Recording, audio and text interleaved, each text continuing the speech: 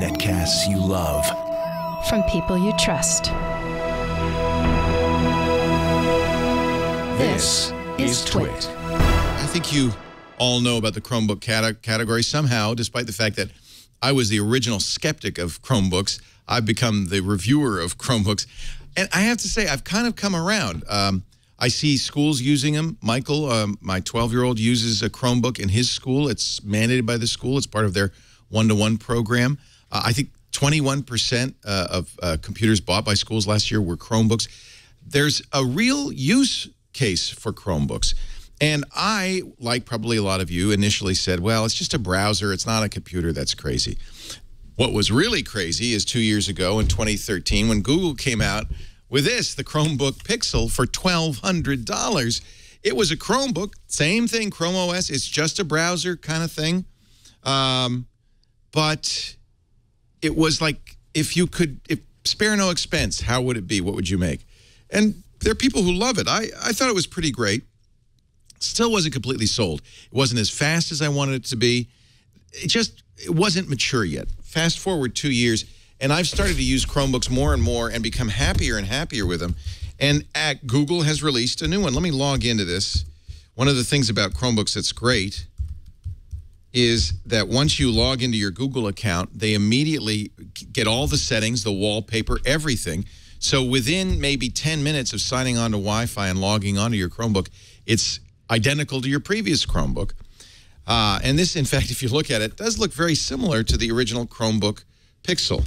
There's fewer ports, different ports too, Type-C charging, USB connectors, a headphone port on this side, an SD card slot, which is kind of not super useful. It does mount flush, so you could use it as extra storage if you wished.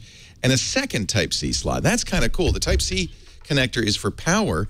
That means you could put power on either side of the Chromebook and have video or data come out of the other side. So it's a very flexible setup that way. Again, the Chromebook is a weird 3.2 aspect ratio, the Pixel, like last year or 2 years ago. But it is the best looking Retina display I've ever seen, and just gorgeous. It's also a touch screen, so it is a lot faster. This is a Core 2, what is it, an Intel i5 processor, Haswell, amazing battery life. It says I have 14 hours. I've got between 9 and 12 hours on a single charge each time, which is really great. You can carry it around. And it is super fast. So with the 8 gigs of RAM, fast SSD storage, watch how quick it is to turn it off and then turn it back on again. Let me sign out of my Chromebook here. It takes a while to shut down, so let me do that. I'm going to shut down. Now watch, as I turn it back on again, start counting, ready? Just turn it on, 1001, 1002, 1003, 1004, 1005. It's booted up. So 5 seconds boot up. Now, of course, I'm going to log in, and you shouldn't look while I log in. This is one negative to the Chromebook is the only way to log in is with your Google account. And if you, like me, have a nice, long, complicated Google password, that's kind of a disadvantage. I had to end up memorizing it. It is a touch screen, and that's actually pretty awesome. Let's go to, I don't know, twit.tv, and I'll show you why this is cool. The touchscreen now lets you pinch and zoom, so if I see something and I want to see more detail, I can pinch and zoom on it, which is great. I can also, of course, scroll. I don't use touch all that often, but the times you want to use touch, it's great. Also, Chrome OS has gotten more mature. In fact, if you look at the taskbar, it really almost feels like a full-blown operating system. It's kind of a Windows-style taskbar. It even has a start menu, and in the start menu are apps. Some capabilities are added via extension. Those show up here. Some are added by apps. Those will show up down here. And apps are kind of full screen, so they're more like an actual application. For instance, I can launch Authy, which is a authentication program. You see it launches as a window, just as an app would. I've also got a chat on here now, which is cool. And so I can do a lot of the things I would do, Evernote, on a regular computer as an application as well, on the Chromebook. It really does feel like a full-blown computer system. And with 8 gigs of RAM, with an i5 processor, I didn't get the ludicrously speedy version, the $9.99 version is still really, really fast. The negative is, I just said it, $9.99. It's very expensive, but I have to say, Chrome OS, even though you can get a $200 or $300 Chromebook, when it really is on nice hardware, a beautiful screen like this, a touch screen with the capability of launching things really fast, it feels more like a real computer. And in many respects, I feel like this is everything I need. I really have I hate to admit it, I've fallen in love with Chrome OS on the $9.99 Chromebook. So this is the other one. I'm kind of excited about this. This is from Acer. Just came out on March 18th yesterday, or 2 days ago. This is the Acer Chromebook 15, a 15-inch Chromebook. So that's the biggest screen I've ever seen. It's not a touch screen, and in fact, it's not a super great screen. But the size makes it very appealing. I've hesitated recommending Chromebooks to older folks with poor vision because, well, sometimes it's kind of hard to read the screen.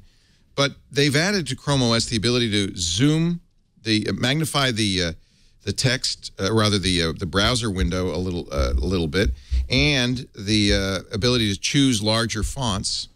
Let's type the right URL for twit.tv. One of these days I'll learn. So the lack of pinch and zoom maybe isn't great, but you can easily, with the Control plus and minus, increase the zoom. So for older folks, this is now very easy to read. And has all the features of Chrome I like. It's very secure. If you ever get a bug on this on Chrome OS, you can power wash it and go right back to the way it was. This isn't as speedy, although it's a pretty high-end 5th generation Intel processor. Yes, it's Haswell. They claim battery life of 9 hours, and I see no reason not to say that. Right now, it says I have 80% and 6 hours left. So, okay, maybe 8 hours, but certainly a lot of battery time. 1920 by 1080 means it's a gorgeous, resolution screen. Boots up in 7 seconds, not 5. So it's almost as fast as the Pixel. And as with all Chrome OS Chromebooks, it comes with 100 gigs of Google Drive. Internal memory is only 32 gigs, but that's enough because most of what you're doing is in the cloud. So the advantages of this, great sound. In fact, let me play some music. I've got my Google Music on here and play some music. Both of these laptops have excellent sound. This one has big speakers left and right on the front.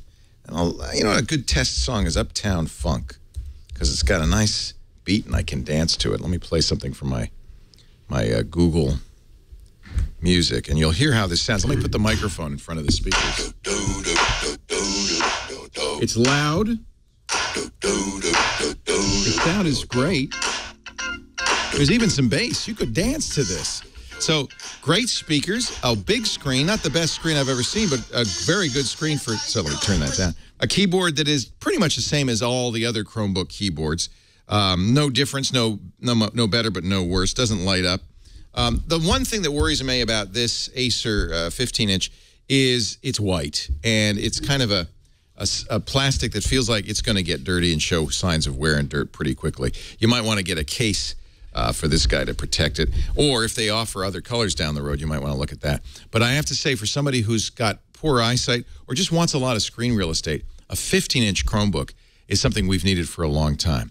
So let's talk about the pros and cons. On the Acer Chromebook 15, the Pro, of course, screen size, great speakers, excellent battery life, and a price that really is easy. On the con side, the construction feels a little bit flimsy.